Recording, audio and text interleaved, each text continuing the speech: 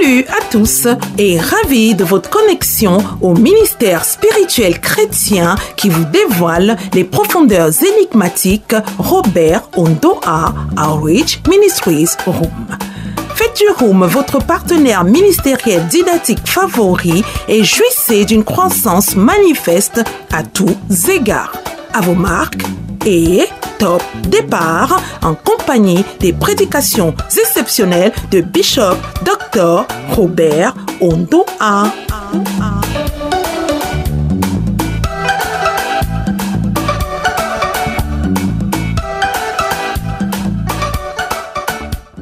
À Jésus par tes propres mots ce soir que tu as tellement besoin de lui, que tu as tellement soif de lui. Jésus aime attendre ce soir que tu comptes sur lui, que tu t'appuies sur lui, que tu as besoin de lui.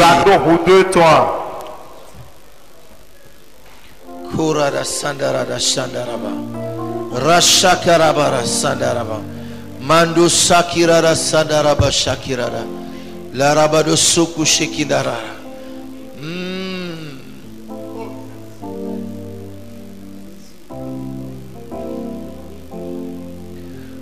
Oui, prends tout, Seigneur. Oui, prends tout, Seigneur. Entre tes mains, j'abandonne tout avec bonheur. Oui, prends tout, Seigneur. Oui, prends tout, Seigneur. Oui, prends tout, Seigneur. Oui, prends tout, Seigneur. Remets-lui toute ta vie en ce moment-ci. Entre tes mains, j'abandonne tout avec moi. Oui, prends tout, Seigneur. Oui, prends tout, Seigneur. Il est présent là ce soir. Oui, prends tout. Je sens sa présence.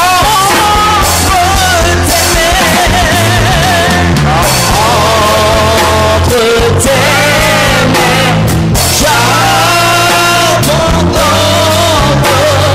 tout avec moi.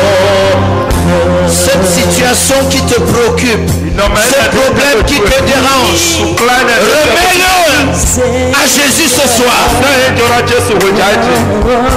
Il est prêt à te répondre. Tout, Seigneur. Il y a une solution. Entre tes mains, j'abandonne tout avec bonne. Oui, prends tout, Seigneur. Oui, prends tout, Seigneur. Oui, prends tout, Seigneur. entre tes mains, entre tes mains, j'abandonne tout avec bonheur. Je veux que tu fasses avec moi cette prière. Mon Père et mon Dieu. Mon Père et mon Dieu. Merci pour le pain d'hier. Mais ce soir, je veux le pain d'aujourd'hui. Ce soir, je veux cette parole que j'avais besoin d'entendre, que j'avais besoin de recevoir pour décoller, pour aller plus loin. Au nom de Jésus-Christ. Amen. Amen. Amen. Amen. Seigneur est ce soir sur le point de faire une œuvre nouvelle. Les paroles de ma prédication ce soir sont les paroles de la bouche de Dieu. Sont des paroles qui expriment la pensée de Christ. Elles sont des paroles esprit et vie. Elles sont chargées d'une énergie positive, constructive. Elle transporte en elle un effet divin. Et cet effet divin affecte ta vie ce soir. Ce sont des paroles chargées d'exécuter la volonté de Dieu dans ta vie. Ce sont des paroles envoyées pour accomplir le dessein de Dieu dans ta vie. Ce sont des paroles chargées de puissance, chargées de signes, de prodiges, de miracles, de guérison et de délivrance. Tu les reçois au nom de Jésus. Ce soir,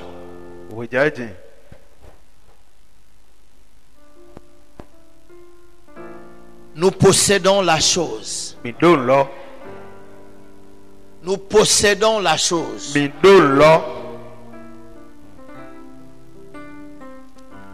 Alors que tous ses collègues étaient mis à mort,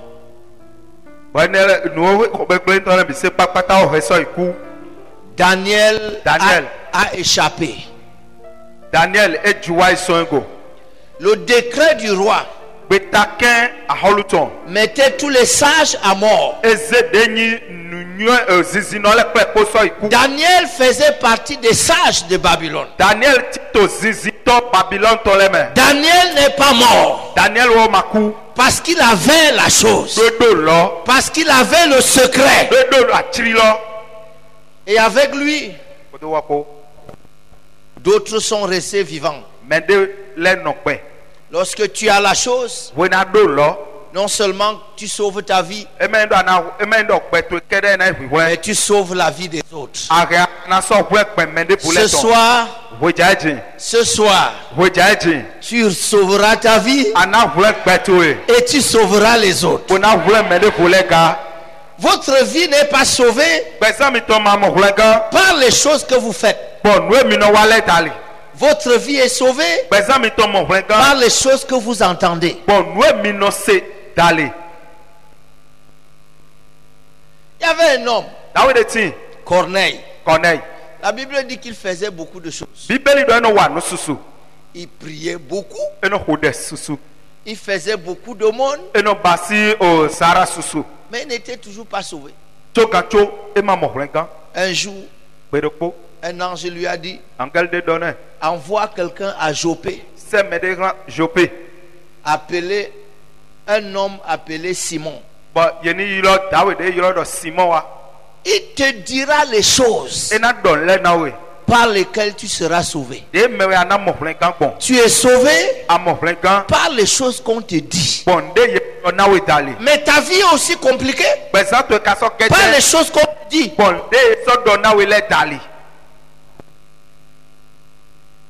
Vous savez, la malédiction, c'est une mauvaise parole. C'est mal dire. Quelqu'un se lève un matin, il te regarde, il te parle mal. C'est une malédiction. La mort et la vie sont au pouvoir de la langue. Les choses que tu entends sortent de la bouche de quelqu'un. Si c'est une bonne bouche, c'est de bonnes choses. Mais si c'est une mauvaise bouche, c'est de mauvaises choses. Mais Dieu t'élève à un niveau de vie que même quand on te dit une mauvaise chose, avant que ça ne t'atteigne, ça a déjà subi une transformation. Parce que toute chose concourt à ton bien. Quelqu'un pense te maudire alors qu'il te fait du bien.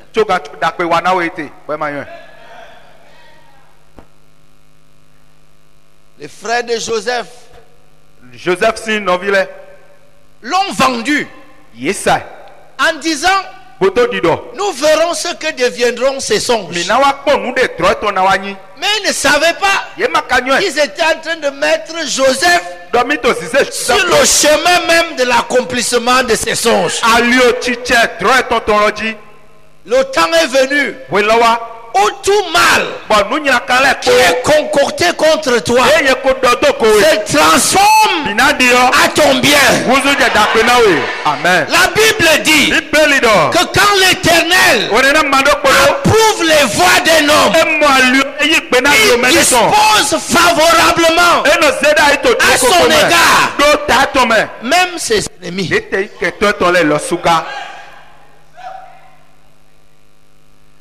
Vous savez, la chose qui va énerver le plus le diable et qui va lui donner la crise cardiaque, c'est qu'il pensait qu'il est l'adversaire de Dieu, alors que tout ce qu'il fait, il sert les desseins de Dieu. Vous me suivez? 1 Samuel 17. Samuel nous contenta ton coin, oui. 1 Samuel 17. Samuel nous contenta ton coin, oui.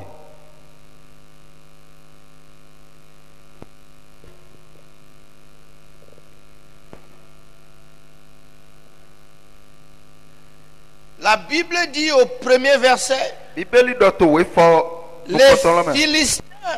Philistins réunirent leur armée pour faire la guerre. Et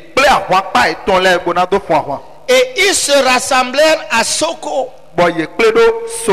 qui appartient à Juda. Ils campèrent entre Soko et Azekah, à Éphès Damoun. Alléluia. Amen. La Bible dit que les Philistins se sont rassemblés pour faire la guerre à Israël. Et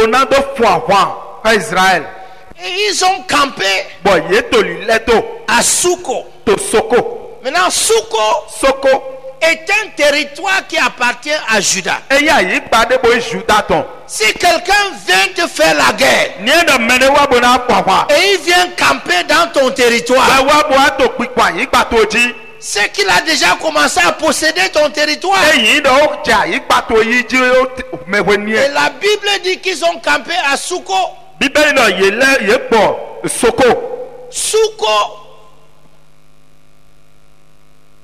Soko ou Soko. Soko. Oui, tout ça c'est la même chose. Amen. Amen. Mais Soko ou Soko veut dire la broussaille. Un endroit touffu. Et la Bible dit que cet endroit-là appartenait à Juda. Et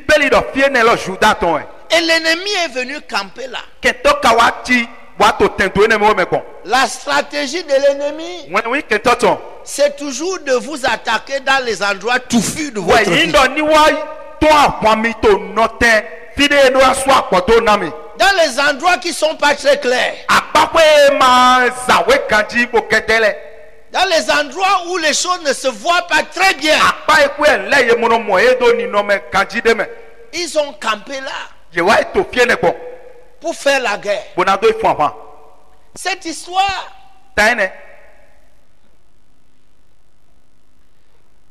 Israël aussi Israël le sou a placé son camp. Israël le sou azé a pas tondai. La Bible dit Bible lido.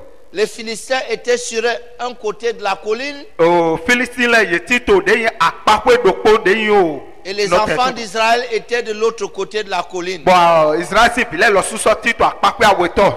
La vallée les séparait. Deni o a pato me nde bokan yetofo. Et chaque matin les deux armées se levaient pour se ranger en rang de guerre, en rang de bataille. On attendait le signal. Israël avait déjà gagné plusieurs fois les Philistins dans la guerre. Les Philistins avaient déjà aussi gagné les enfants d'Israël dans la guerre. Les deux armées se connaissent et se respectent. Lorsque les armées sont face à face, elles attendent seulement un incident pour que la guerre commence. Israël se disait, peut-être nous allons gagner. Et Saül, qui était leur chef, leur roi, était un grand homme de guerre. Il avait des armes.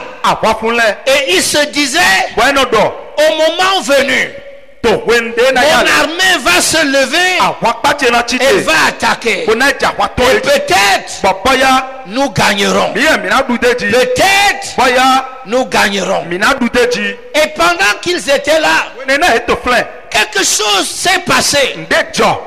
Un homme est sorti du camp des Philistins. Alors que c'est une guerre armée contre armée. Des soldats de ce côté-ci et des soldats de l'autre côté. Un seul homme est sorti du camp des Philistins. Il y a des versions de la Bible qui l'appellent un champion. Un champion est sorti du camp des Philistins.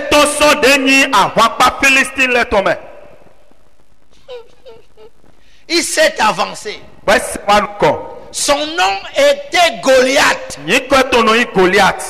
Ce nom signifie splendeur. Impressionnant Goliath. Goliath était énorme. Quelques détails. Il mesurait un peu plus de 3 mètres. Ce mur, c'est à combien de mètres? Ah?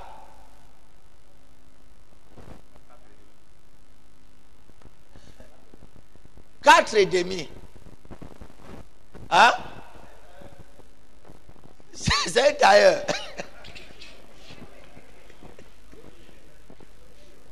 Quand il voit, il sait.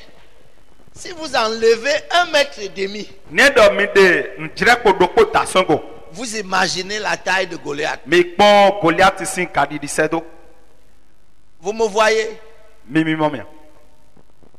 Vous me voyez? Je mesure seulement 1,80 m.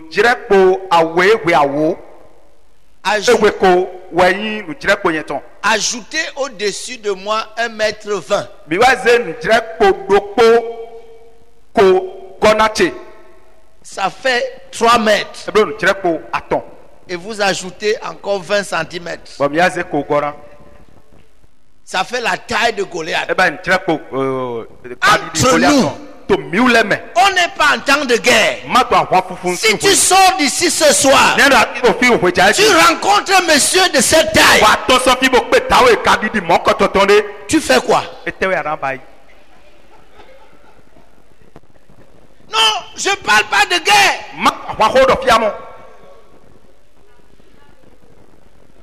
Bon, laissons même quand tu sors d'ici. Si tu dors la nuit, tu fais un rêve. Et tu vois un homme dans ton rêve qui a cette taille-là et qui dit je suis venu te prendre. SOS, immédiatement.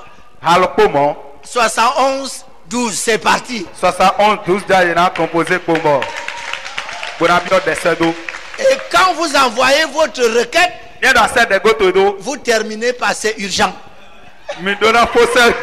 Me donna photo holo nudo. Ah, et toi oui ya me yeni ya aussi ami. 1 mètre, 3 plus de 3 mètres de taille. Nous dirait que ton rouka à ton.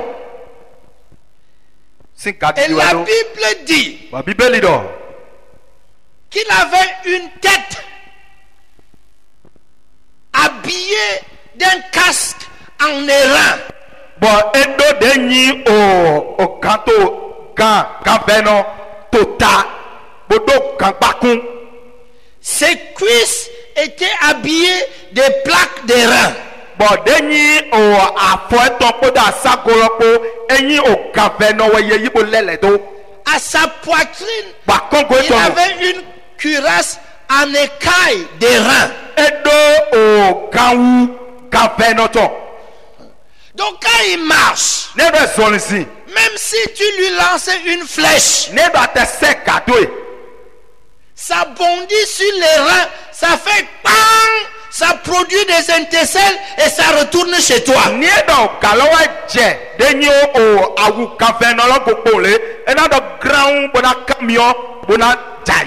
D'habitude, chaque soldat porte son bouclier. Mais pour Goliath, c'est un autre soldat qui marche devant lui avec le bouclier.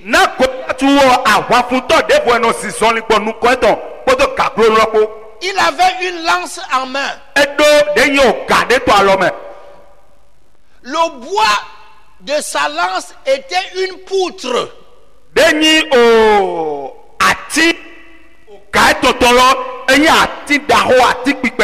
Quand on construit la maison, bon, on appelle ça, ouais, mais ça ce n'est même pas vraiment une poutre en tant que telle.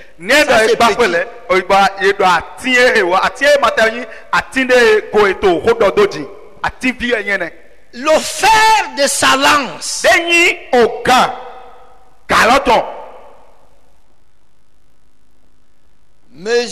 pesait 7 kilos. Le fer de sa lance, sa cuirasse des reins dont j'ai parlé tout à l'heure, pesait 60 kilos.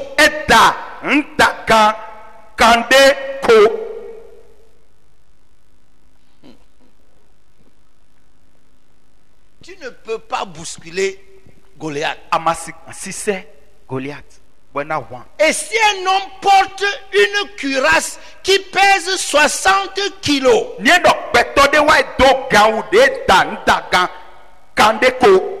ça veut dire que lui-même est énorme.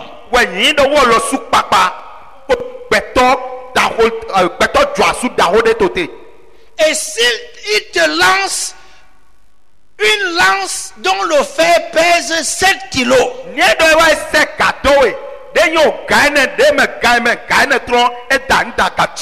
ça te transperce, ça continue sa course comme si rien ne s'est passé. Alors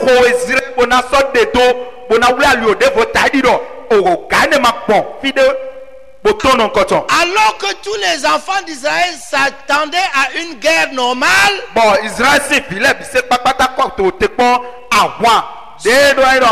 ce monsieur s'est avancé.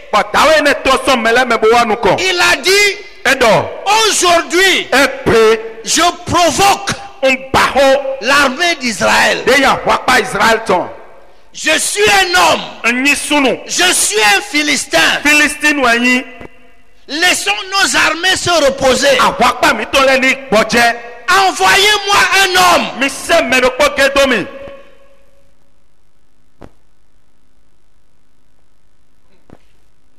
Envoyez-moi un homme. S'il avait quand même dit une femme, il devait avoir d'espoir. Si les femmes sont parfois plus courageuses que les hommes. Ou bien, il a dit envoyez-moi un homme. Nous allons nous battre. S'il me tue, Israël a gagné. Si je le tue, Israël a perdu. C'est là le problème. La personne qui s'avance a déjà décidé qu'Israël va perdre. Parce que personne ne peut tuer Goliath. Lorsque Goliath apparaît, Saül et son armée reculent. C'est difficile de reculer quand vous avez descendu. C'est-à-dire, vous descendez une colline.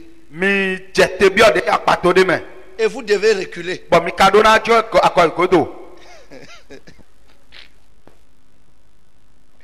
Dès que Goliath apparaît, tout le monde voit Goliath. Mais la Bible dit, les gens se disent l'un à l'autre, as-tu vu le Philistin là? Mais nous tous on le voit. Il dit, as-tu vu?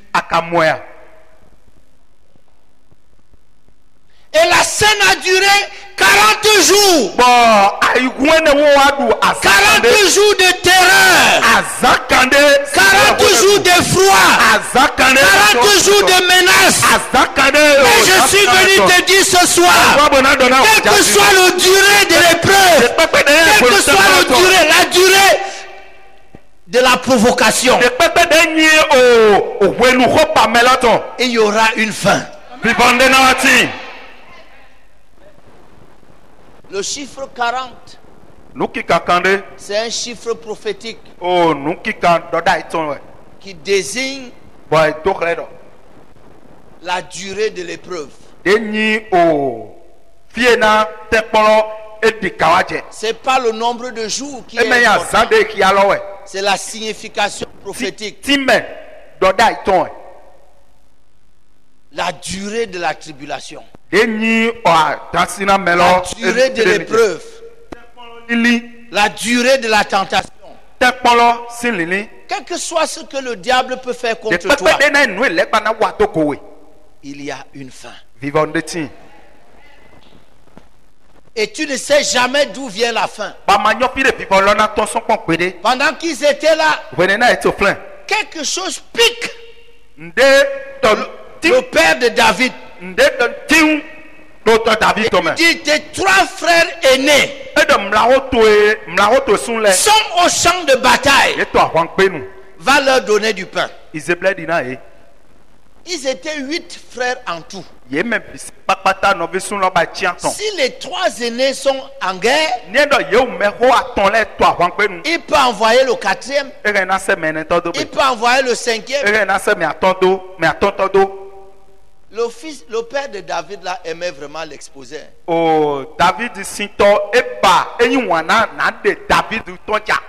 David a pris le pain et arrivé au champ de bataille. C'était le prétexte pour qu'il arrive là. C'était le prétexte. Il n'y avait rien pour amener David au champ de bataille. Vous savez, il y a un champ de bataille où vous êtes destiné à être champion. Il y a un endroit où vous êtes destiné à vous manifester. Des fois, vous pouvez être loin de cet endroit-là. Mais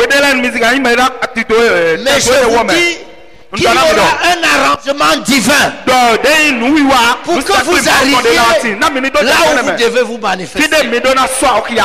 David est arrivé au champ de bataille. Il a déposé le sac auprès d'un gardien. Il s'est avancé pour saluer ses frères. À ce moment-là, Goliath est sorti comme d'habitude. Comme il fait depuis 40 jours. Sachant qu'il n'a personne en face. Sachant qu'il n'y aura jamais quelqu'un d'Israël qui va se lever. David a entendu le Philistin frapper la main sur la poitrine. Me voici, envoyez-moi un homme. Il a vu Saül, ses frères aînés, reculer. Et puis il a entendu quelqu'un dire, voyez-vous ce Philistin-là, c'est pour lancer un défi à Israël. Le roi a dit. Dis à ton voisin, le roi a dit. Le roi a dit. Si quelqu'un le tue, il devient son gendre. Écoutez-moi bien. À cette époque-là, même à cette époque même, pour épouser la fille du roi, de toutes les façons, c'est pas David. David ne peut pas épouser la fille du roi. Mais David a entendu. Si quelqu'un tue le Philistin, le roi lui donne sa fille à mariage. David a regardé. Il a dit que dans la vie, il y a des opportunités qui arrivent une seule fois. Moi, je ne pensais pas que je peux même être en compétition, que je peux même être candidat, que ça peut même être possible, que je devienne le genre du roi. À partir de ce moment-là, il ne voyait plus Goliath. Il voyait la bague au doigt. Le mari de la fille du roi. Il voyait la grande fête. Il avait désormais les yeux fixés sur la récompense. Il y a deux catégories de personnes sur cette terre. Ceux qui fixent les yeux sur le problème et ceux qui fixent les yeux sur la récompense. Ceux-là, ils traversent les épreuves. Il traversait les épreuves. Il a demandé, qui est cet incirconcis qui insulte l'armée du Dieu vivant? Un nouveau discours. Un nouveau discours que personne n'a entendu. Le bruit est arrivé chez le roi. On a dit qu'il y a un jeune garçon qui a dit, qui est cet incirconcis? Parce qu'il faut savoir redéfinir vos problèmes. David ne voyait pas Goliath. Il voyait un incirconcis. Et les incirconcis doivent mourir. Il voyait quelqu'un qui insulte Dieu. Et si quelqu'un insulte Dieu, il doit mourir. Donc David voyait seulement un candidat à la mort. Quelqu'un qu'on a déjà condamné. Quand on a déjà mangé quelqu'un à la sorcellerie, même si tu le bouscules avec la bicyclette, il tombe, il meurt.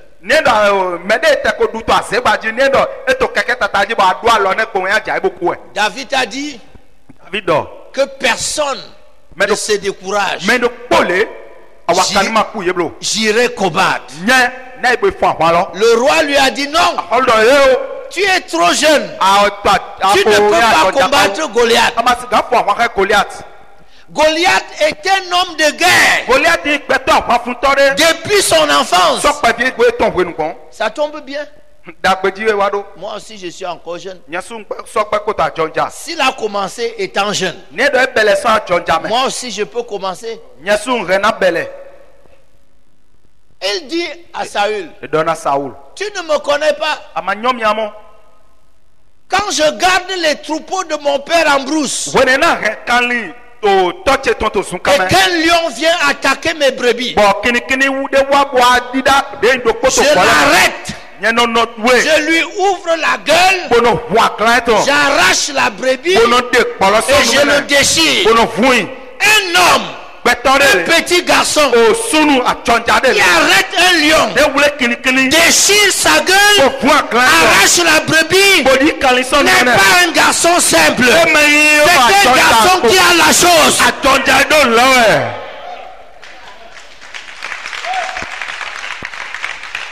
David a dit à Saül, tu me vois petit, mais non, je suis petit, mais j'ai la chose. Lorsque vous avez la chose, ça ne dépend pas de votre âge. La chose n'a pas d'âge. Elle marche pour les vieux, elle marche pour les enfants. On dit que tu es jeune, on dit que tu es jeune, mais tu as la chose. Tu fais les choses que les vieux ne font pas, que ceux qui ont été avant toi ne font pas. Tous les vieux qui ont précédé David étaient là. Dès que Goliath sort, il se retire, il recule. Mais lorsque David arrive, il dit, moi je vais avancer. Moi je vais avancer. Parce que quand tu as la chose, tu ne recules pas. Tu ne recules pas. Lorsque tu as la chose, tu avances. Tu avances. Tu avances. Tu avances. Je suis venu t'annoncer ce soir. Je suis venu t'annoncer que jamais tu ne reculeras plus. Jamais tu ne reculeras plus. Mais tu vas avancer. Tu vas avancer. Tu vas avancer.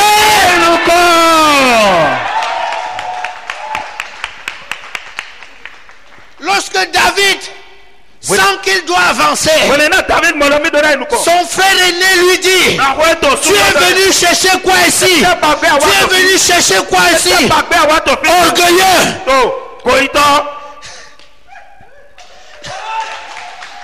Et laissez-moi vous dire quelque chose.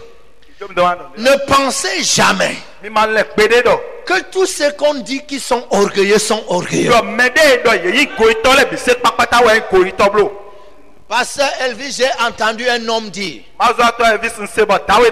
il était riche, cet homme, mais il a dit ceci: lorsque je n'étais pas riche, je disais que les riches sont orgueilleux. Quand je suis devenu riche, j'ai compris que les riches n'étaient pas orgueilleux. Ils étaient simplement eux-mêmes.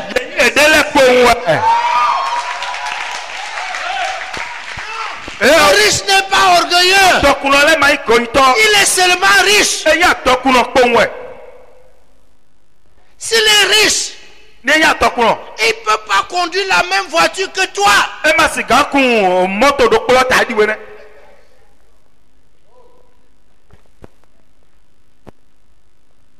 Tous les gens qu'on dit orgueilleux, arrogants. J'ai rencontré les pauvres qui sont plus orgueilleux que les riches.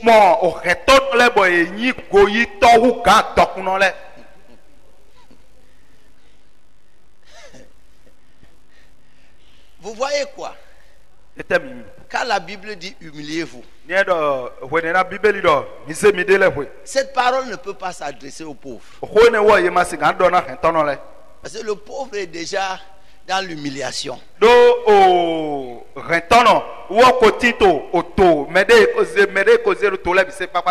Pourtant, cette parole s'adresse aux pauvres. Ça veut dire quoi? Ça veut dire que même dans l'humiliation, il y a les gens qui sont arrogants. Il y a les gens qui sont orgueilleux. On a dit à David, jeune prétentieux, rentre garder les moutons.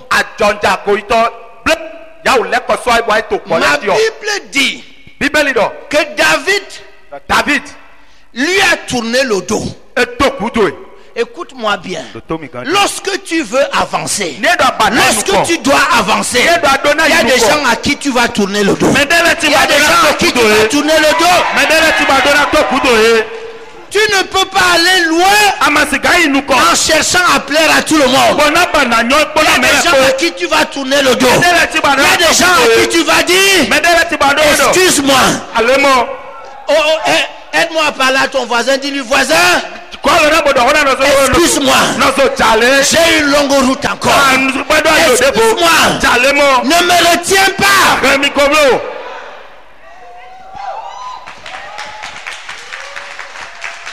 Jésus est ressuscité un dimanche matin.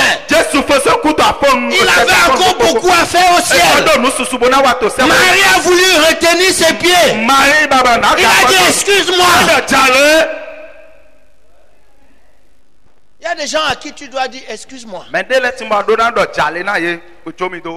Lorsqu'ils sont rassemblés, il y a des gens quand ils se rencontrent, ils ne parlent que des autres.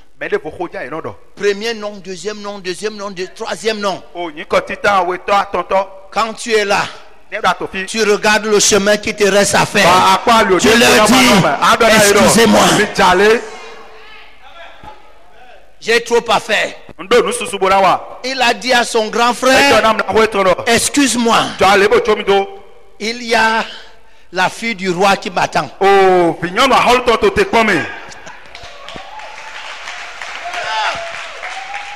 J'aime beaucoup David. Il ne regardait plus la mort. Il a dit même si je meurs, on écrira sur mon tombeau il est mort parce qu'il voulait épouser la fille du roi. C'est une cause noble. Il faut que si tu dois mourir, tu meurs pour une vraie cause.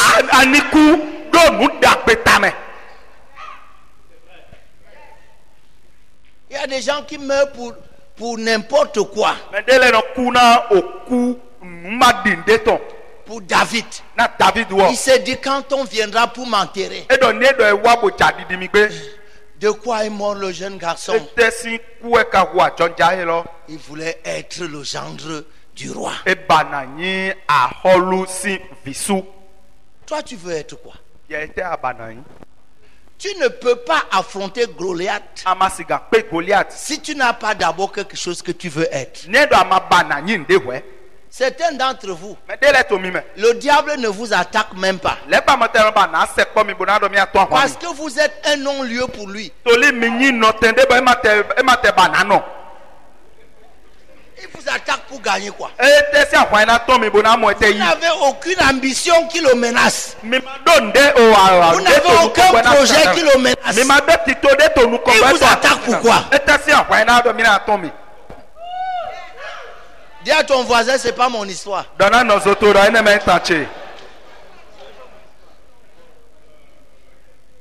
Tu as déjà remarqué les gens qui sont à l'église? Une équation simple.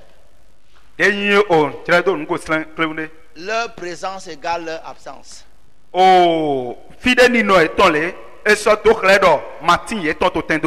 Quand ils sont absents, vous ne vous rendez pas compte qu'ils sont absents. Simplement parce que quand ils sont présents, vous ne vous rendez pas aussi compte qu'ils sont présents.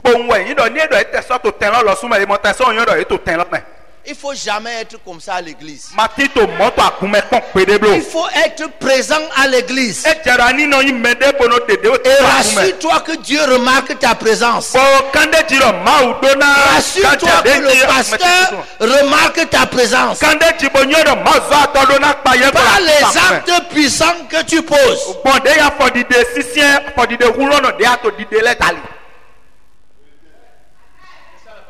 Vous savez, il y a des gens, quand on dit que la sœur Bernadette a accouché,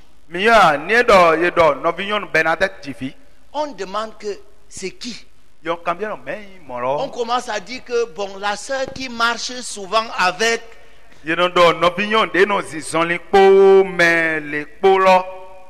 Et c'est qu'un jour, On ne savait pas comment décrire Marthe. La Bible dit, lorsque Marthe a dit, il sent déjà. Son souvenir a été effacé de devant Dieu. Et la Bible dit que Marthe, la sœur du mort. Lorsque pour te définir, on est obligé de se référer à un mort.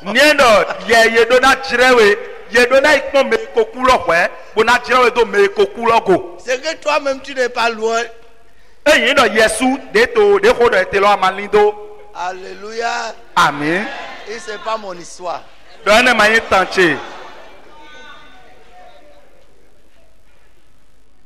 David a dit, je m'avance. Saül dit non, tu ne peux pas. David dit, je peux. J'ai la chose. Avec la chose, j'ai déchiré le lion. J'ai déchiré l'ours. La même chose va me conduire devant le Philistin. Je le tuerai. Je suis venu t'annoncer que ce Philistin-là, quelle que soit sa taille, tu le tueras. Tu le tueras. Il est trop grand pour que tu le rates.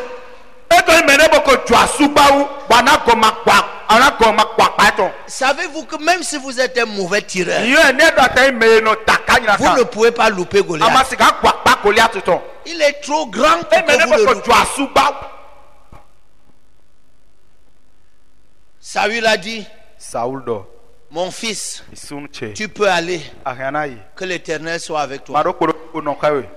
Normalement, ça devait s'arrêter là.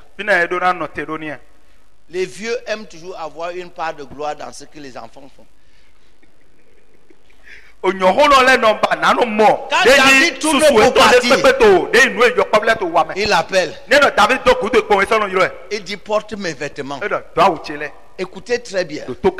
La Bible dit que dans tout Israël, il n'y avait pas quelqu'un qui défiait Saül en taille. Donc, le type le plus grand d'Israël, c'est Saül. Et c'est lui qui fuit devant Goliath. Et maintenant, il veut donner ses habits à David, un jeune garçon. Voyez jusqu'à quel point les vieux sont parfois méchants. Il va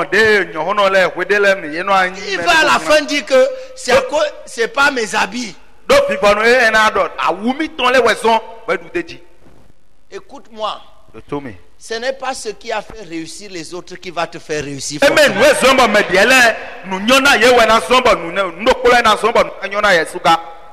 Il y a des victoires que j'appelle discothèque de papa.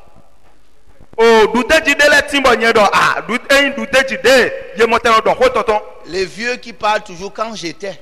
Ils ne conjuguent jamais leur phrase au présent. Quand nous étions à votre âge, ce qu'on a fait avec l'évangile. Mais il continue de manger et conjugue sa vie au passé. Si les armes de Saül pouvaient faire quelque chose, pourquoi Saül ne s'est pas avancé lui-même? Il a surchargé David avec. David a fait 2 pas. Il a dit, je ne suis pas habitué. Il a enlevé. David a couru au torrent. Il a pris 5 pierres. Il a mis dans son sac de berger. 5 pierres. Il est revenu avec un bâton et une fronde en main. Il s'est avancé vers Goliath. Goliath a dit, tu t'avances vers moi avec un bâton comme si j'étais un chien. David a dit, tu viens de prononcer le mot. Ce n'est pas moi qui t'ai appelé chien. Maintenant tu viens de le dire.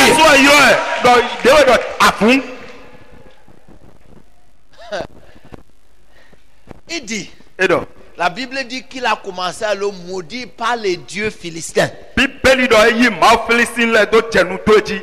Il oublie qu'il a devant lui un enfant contre qui ni l'enchantement, ni l'envoûtement, ni les incantations ne peuvent rien contre. Plus il maudissait David par ses dieux, plus il se maudissait lui-même.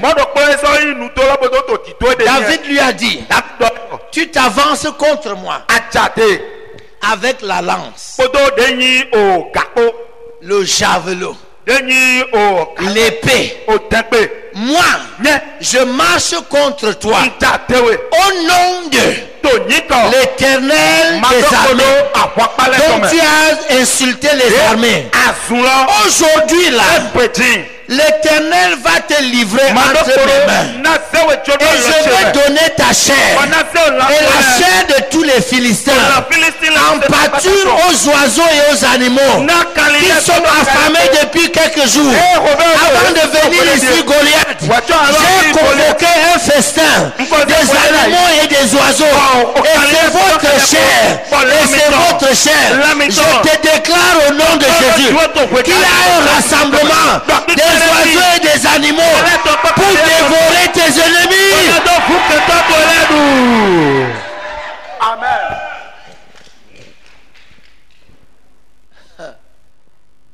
La Bible dit, Goliath a commencé à avancer. Et celui qui portait le bouclier était devant lui. David a couru parce qu'il y a une zone qui est appelée zone de combat. Généralement, la victoire appartient à celui qui arrive là le premier.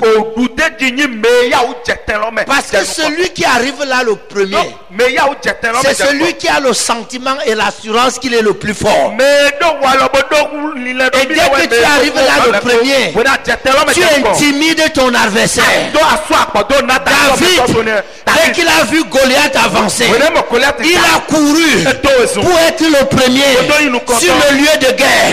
Je suis venu au nom de Dieu te donner des pieds légers afin que tu cours le premier. Tu seras toujours le premier sur le lieu de bataille.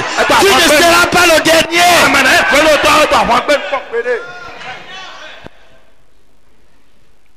Écoutez-moi, on est sur le point de conclure. Goliath était habillé de reins partout. Le casque prenait tout le visage. Il n'y a qu'un seul endroit. Il n'y a qu'un seul endroit. L'endroit tracé pour laisser les yeux et le nez et la bouche ouverts.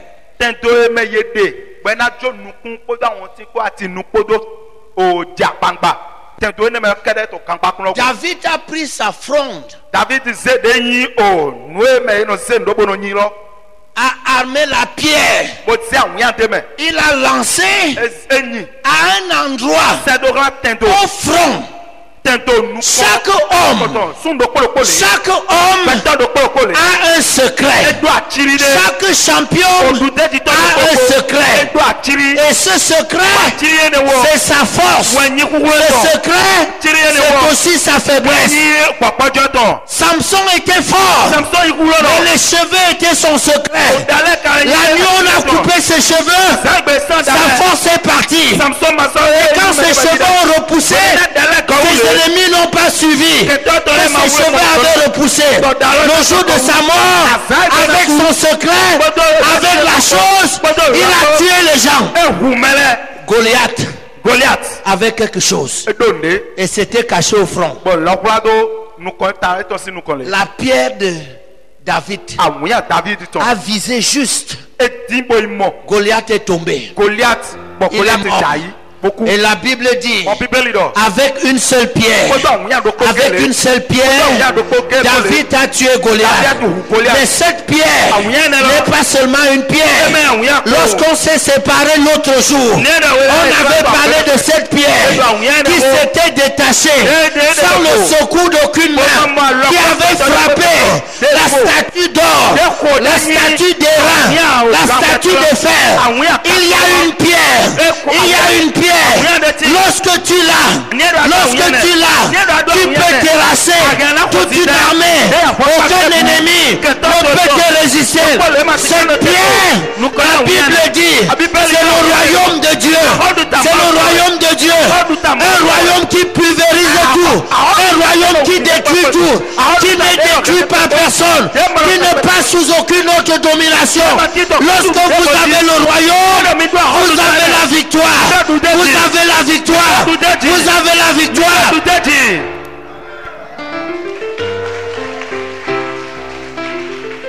Vendredi. Vous êtes au bord de la mer. Que chacun amène ici une pierre. La Bible dit que la pierre de David était bien lisse. C'est l'eau qui avait lissé ça. Allez au bord de la mer. Amenez une pierre. On va prier ici vendredi. Une pierre, une seule pierre, ointe d'huile, a changé la vie de Jacob.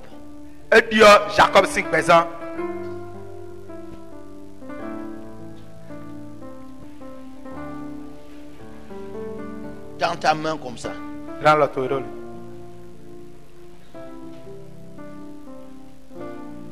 Dis Seigneur, mets ta pierre dans ma main. Dis Seigneur, tu as dit demande la chose. Et si tu demandes, je te donne. Merci de m'avoir donné la pierre. Je l'ai. Maintenant ferme ta main. Maintenant commence à penser aux différents Goliaths de ta vie. Pense à un Goliath. Quelque chose dans ta vie qui se dresse aujourd'hui comme Goliath.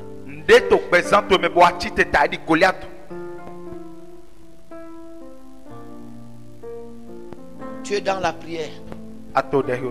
Tu as tes yeux fermés. Tu vois ton Goliath. Maintenant soulève ta main qui a la pierre. Pousse-la derrière et vise ton Goliath. Vise ton Goliath et lance-lui cette pierre sur le front comme David a fait. Quand je vais crier 3, tu lances. 1, 2, 3.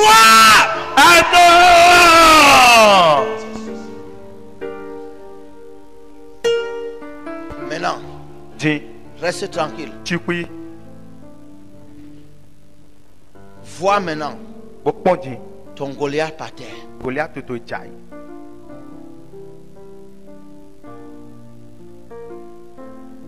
Et commence à remercier le Seigneur.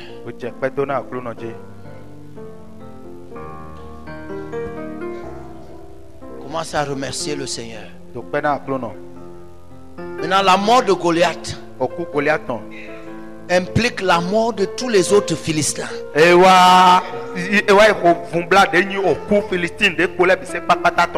David était un petit garçon, mais il avait la chose. Ce n'est pas le caillou qui a tué Goliath. C'est la chose que David avait et que Dieu lui avait donnée. La chose qui est descendue sur lui quand il est venu à ce festin. Cette semaine, cette semaine et particulièrement demain, la chose descend sur toi avec force. Plus rien ne peut te résister.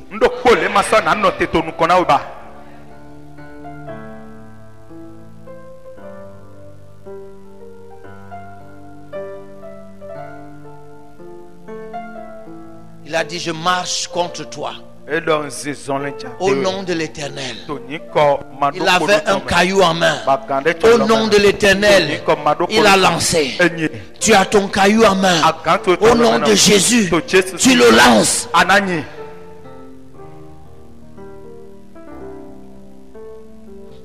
Maintenant, le geste que tu fais sur le plan physique déclenche une action parallèle, semblable dans le monde spirituel.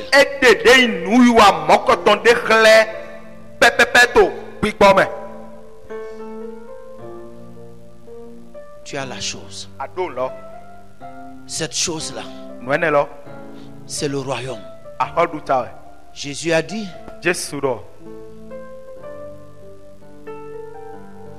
si je chasse les démons par le doigt de Dieu, le royaume de Dieu est venu vers vous. Paul a dit, le royaume de Dieu ne consiste pas en paroles, mais en puissance. Le royaume de Dieu, c'est la puissance, c'est l'autorité, c'est la domination, c'est le pouvoir. Et vous l'avez en main. Imaginez juste que vous l'avez comme un caillou en main. C'est pour ça que demain, chacun doit venir avec son caillou en main, comme un symbole de quelque chose.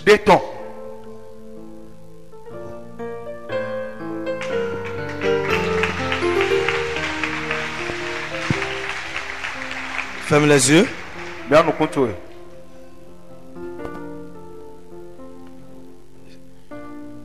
Ce consigne que vous venez de recevoir concernant la pierre, c'est une action prophétique qu'il faut respecter cela. Il faut respecter cela. Chercher cette pierre lisse. On ne te parle pas des trucs en ciment, des briques, non. Si vous avez été béni par ce fabuleux enseignement, alors n'hésitez plus à nous suivre sur www.r-6o-6o-6m.org. Vos requêtes, encouragements et suggestions y seront appréciés. En vous remerciant de votre fidélité au pied du Maître, demeurez très richement bénis et à très bientôt par la grâce de notre Dieu. Sur ce, en esprit, restons connectés. Alors, assurément, comme dit l'évêque, tous ensemble pour la grande moisson.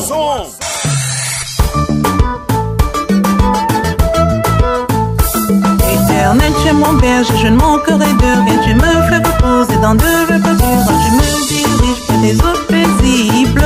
Et tu restaures mon âme. Tu me conduis dans les sentiers de la justice. À cause de ton nom, quand je marche dans la vallée de l'ombre de la mort, je ne crains aucun mal. Tu es avec moi. Là où était ton bâton me rassure, car tu dresses devant moi une table en face de mes adversaires. Tu ondules ma tête Et ma coupe déborde. Le bonheur et la grâce m'accompagneront tous les jours de ma vie. J'habiterai dans la maison de l'Éternel.